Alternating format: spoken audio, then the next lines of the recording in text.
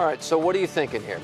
Maybe a tropical storm off our coast early next week? Yeah, so we're talking maybe Sunday off our coast and potentially moving, kind of stalling out or moving off north. What happens after Sunday? Still kind of a big what if. We really want to get through Sunday to see what's going to happen. The land interaction is going to be key here. How much land interaction do we get with this system, and is that going to impact how strong the storm is going to get for sure? So this is going to push off to the west. I'm trying to get some more information for you while I speak to you, and I'm going to show you another graphic kind of just coming into my newsroom, which I think will give a little bit more explanation for what's going on here. Lots of land interaction with Hispaniola, and then next up into Cuba. What's going on here, though, which is going to determine a lot. When you have these initial computer models, the reason why they can change quickly and abruptly, especially in the beginning stages, is because we actually don't have that specific area of closed low circulation just yet.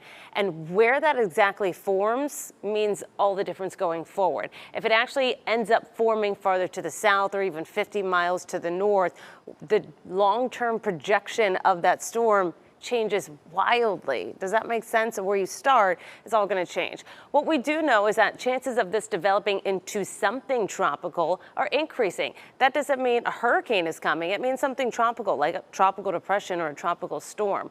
The reason why the intensity models have gone down just a little bit from maybe getting stronger to a strong tropical storm up to maybe a hurricane, they've reduced to staying maybe tropical storm status and kind of staying there, is because it has all this land interaction with Cuba over the next few days. So not a good situation for Cuba with the amount of flooding and rainfall that they could see, but that's really inhibiting that potential for development. But if that area of low pressure forms just to the north of Cuba and has more water, then we're changing things up come Sunday or Monday. So do you see how everything can wildly change within a 24, 48-hour period here?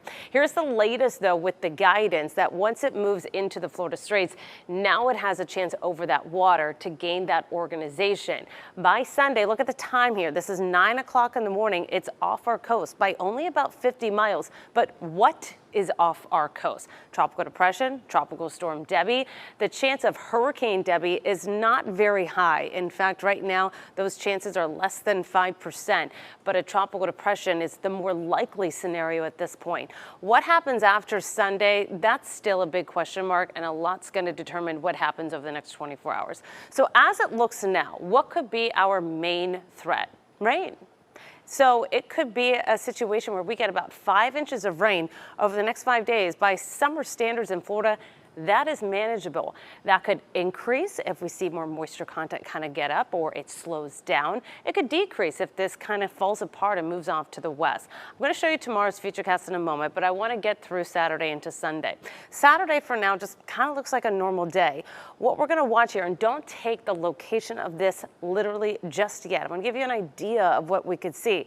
This is Sunday, 10 o'clock in the morning. I said we have something just off our coast. If this moves 50 miles to the west, which is well within the margin of error, especially this far out, we could just have a normal day or maybe even a dry spot. If this kind of pushes inland, then maybe more areas are getting more rain. So for now, 2-5 inches of rain. Who gets that much rain? We'll have to determine. And that, again, could change. So stay with us as we track this over the next few days. But I like that lower intensity trend that we're seeing for now. Here's a quick look at the Futurecast for tomorrow. A standard summer day for tomorrow with the isolated downpours around the region, coming across the region, moving closer to the coastline by the late evening hours. And then as we head through the overnight hours, things will fade away. Near 80 tomorrow, kind of a repeat performance of what we had today, 95. Coming up at the end of the show, if we have time, I'll make sure that we do have time. I'm going to show you this graphic. I want to pinpoint you of what we're tracking with the intensity. Sunday again, maybe even into Monday, main time frame here for our impacts. And again, for now, we're talking rain. Could that change? Absolutely. And by the way, one note on storm surge, if we do have storm surge, and we don't know if we will, that is yet to be determined by the speed of the storm, the size of the storm, and how strong those winds are for how far out. Way too early to know that. That's your forecast. We'll have more coming up in just a bit.